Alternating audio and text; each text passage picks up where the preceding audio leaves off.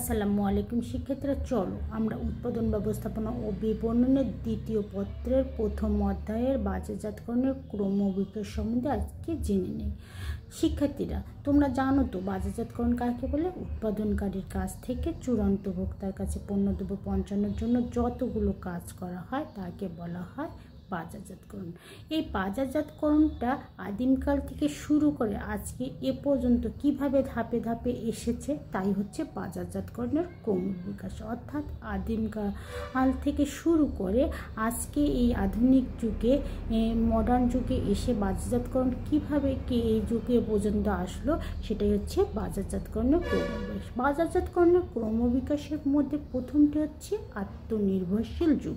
আত্মনির্ভরশীল যুগে কি করা হতো? আত্মনির্ভরশীল যুগে নিজেরা নিজেদের যতটুকু অংশ দরকার ছিল ততটুকু তারা নিজেরা সংগ্রহ করতো বা শিকার করে জীবিকা নেন। এই যুগকে কি আত্মনির্ভরশীল যুগে কি করা হয়? শিকার করে তারা মূলত মানুষ কী করতো? নিজেদের প্রয়োজন এবং চাহিদা মেটাতো। এরপর হচ্ছে কি বিনিময়ের যুগ।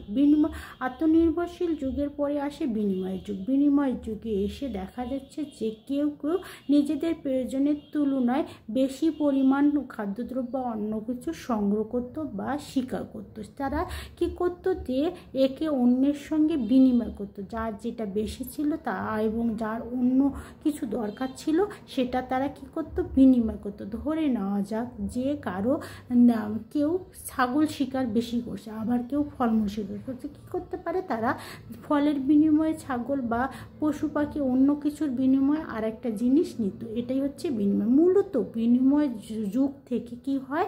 বাজারজাতকরণের কার্যক্রম শুরু হয়। অর্থাৎ বিনিময় যুগে এসে বাজারজাতকরণের কার্যক্রম শুরু হয়। এরপরে আছে বাজারজাতকরণের ক্রমবিকাশের কোন যুগ? উৎপাদন যুগ। উৎপাদন যুগে কি করা হচ্ছে? যে বাজারজাতকারীরা চিন্তা করে আমি বেশি পরিমাণ উৎপাদন করব, বেশি বিক্রি করব, বেশি মুনাফা করব। বাজারজাতকরণে এর বিনিময় উৎপাদন যুগে কি হয়? বাষ্পীয়ঞ্জন রেলের আবিষ্কার। রেলের আবিষ্কার হওয়ার কারণে উৎপাদনকারী এবং ভোক্তার মধ্যে দূরত্ব কমে আসে। এ সময় উৎপাদনকারীরা তারা কি করে? তাদের উৎপাদিত পণ্য বেশি পরিমাণ বিক্রি করে মুনাফার চেষ্টা করে এবং ভোক্তার কাছে পণ্যদ্রব্য পৌঁছাতে চেষ্টা করে। এরপর আছে কি বিক্রয় যুগ। বিক্রয় যুগে এসে কি হয়? রেডিওর আবিষ্কার হয়। রেডিওর আবিষ্কার হওয়ার কারণে কি হয়? বিক্রয় যুগে পণ্য সম্বন্ধে ক্রেতাকে জানানো হয়, খুদে বার্তা দিয়ে জানানো হয়। বিক্রয় যুগের মূল বিষয়বস্তু হচ্ছে কি? যে কোনো প্রকারে ক্রেতাকে কি হচ্ছে? পণ্য ক্রয়ে প্রচিত করা। অর্থাৎ এখানে কি হয়? বিজ্ঞাপন দিয়ে ক্রেতাকে পণ্যর দিকে আকৃষ্ট করে পণ্য ক্রয়ে প্রচিত করার মাধ্যমে পণ্য বেশি পরিমাণ বিক্রি করা হয়। বেশি পরিমাণ বিক্রি হওয়ার কারণে বিক্রয়কারীরা চিন্তা করে যে বেশি মুনাফা হবে। এখানে পণ্যের মান ভালো হলো বা খারাপ হলো এটা চিন্তা করা হয় না। আবার ক্রেতার সন্তুষ্টি অসন্তুষ্টির কথাও চিন্তা করা হতো না বিক্রয় যুগে। এরপর আসে বিপণন যুগ। বিপণন যুগে এসে কি করে? বাজারজাতকারীরা চিন্তা করে যে ক্রেতা যদি বিক্রয় যুগের মতো পণ্যকে যে কোনো প্রকারে বিক্রি করে মুনাফা করা যায় তাহলে শুধু একবারেই বিক্রি করে থেমে থাকতে হয়। এজন্য বাজারজাতকরণ যুগে এসে বাজারজাতকারীরা চিন্তা করে ক্রেতার সন্তুষ্টির উপর বিবেচনা করে পণ্য উৎপাদন করে এবং পণ্য উৎপাদন করে ক্রেতাকে সন্তুষ্ট করার চিন্তা করে। এই বিপণন যুগে চিন্তা করা হয় যে ক্রেতা যদি সন্তুষ্ট থাকে তাহলে বিপণন কার্যক্রম সঠিকভাবে চলবে। অর্থাৎ তাদের উৎপাদিত পণ্য বিক্রি হবে এবং ক্রেতা সন্তুষ্ট হলে বারবার একই পণ্য কিনবে। এরপর হচ্ছে সামাজিক বিপণন যুগ। সামাজিক বিপণন যুগে এসে শুধু ক্রেতার সন্তুষ্টির কথাই বিবেচনা করা হয় না। এখানে সেই সঙ্গে কি বিবেচনা করা হয়? সেই সঙ্গে বিবেচনা করা হয় যে উৎপাদন প্রতিষ্ঠান বা যে উৎপাদনকারী পণ্য উৎপাদন করছে তাদের উৎপাদিত পণ্য থেকে সমাজের জন্য কোনো প্রকার ক্ষতি সাধিত না হয় সেদিকেও খেয়াল করা হয়। যেমন কি হচ্ছে? ক্রেতাকে সন্তুষ্ট করা হলো কিন্তু আমার কি হচ্ছে? কোম্পানির বর্জ্য বাইরে হয়ে পরিবেশ দূষিত হচ্ছে বা শব্দ বাইরে হয়ে পরিবেশ শব্দ দূষণ করছে, এগুলোর দিকেও খেয়াল করা হয়। সেই সঙ্গে কী করা হয়? সামাজিক সচেতনতামূলক কর্মকাণ্ড। যেমন ক্লোজাপান কী করছে? কিছুদিন আগে সেরা শিল্পীদের খুঁজে বের করছে। চ্যানেলাই কী করতেছে? চ্যানেলাই সেরা শিল্পীদের খুঁজে বের করতেছে। এটাই হচ্ছে কি? তারা সামাজিক সচেতনতামূলক কাজ করছে। ডাচ বাংলার কাজ কি? লেনদেন করা। কিন্তু তারা কি করছে যে গাছ লাগান, দেশ বাঁচান, এসিড ছুড়বেন তো বলবেন, বিভিন্ন সামাজিক সচেতনতামূলক কাজ করতেছে।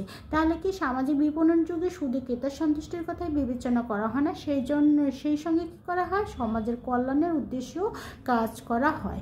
এরপর হচ্ছে কি সম্পর্ক ভিত্তিক যুগ। সম্পর্ক ভিত্তিক যে বর্তমান প্রতিযোগিতামূলক বাজারে টিকে থাকার জন্য কী হচ্ছে, ক্রেতার সঙ্গে বিক্রেতার কী হচ্ছে সুসম্পর্ক থাকে। ক্রেতার সঙ্গে বিক্রেতা যদি সুসম্পর্ক না থাকে তাহলে দেখা যাবে যে ক্রেতা ওই উৎপাদন প্রতিষ্ঠান বা ওই বিক্রেতার কাছ থেকে আর পণ্য কিনবে না। আর বিক্রেতা যদি ক্রেতার সঙ্গে সুসম্পর্ক রাখে তাহলে দেখা যাবে যে বারবার তাদেরই পণ্য কিনবে।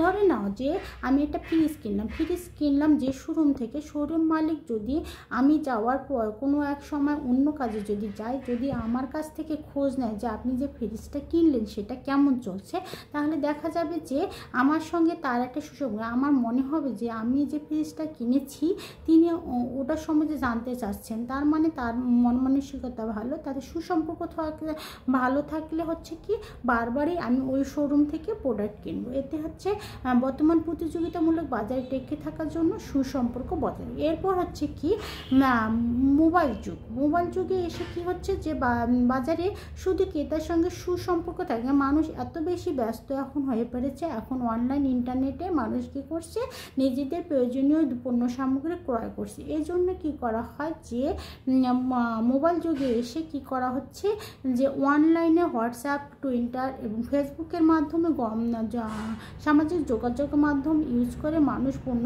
সামগ্রী ক্রয় বিক্রয় করতেছে। এটাই হচ্ছে বর্তমান যুগ। তো শিক্ষার্থীরা আজ এ পর্যন্ত। আল্লাহ হাফেজ।